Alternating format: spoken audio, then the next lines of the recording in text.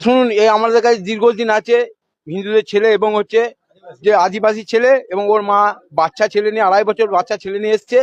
আমরা ওকে দেখেছি এবং হচ্ছে মিলেমিশে থাকে এবং হচ্ছে যে আমরা যে এই বডিটা কে, এটা মুসলিম গ্রাম, বডি কে নিয়ে যাবে? এবং হচ্ছে গ্রামের ছেলে, ওর বন্ধু বান্ধব, এই পাড়ার মহিলারা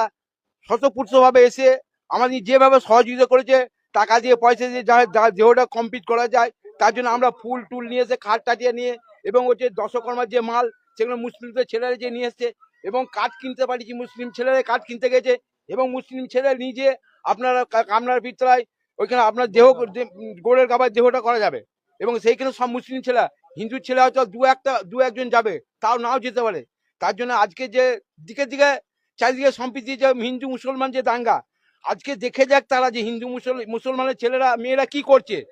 আজকে তারা দেখে চোখটা ফোটানো উচিত তাদের, যারা হিন্দু মুসলিমকে দাঙ্গা, যারা বিভেদ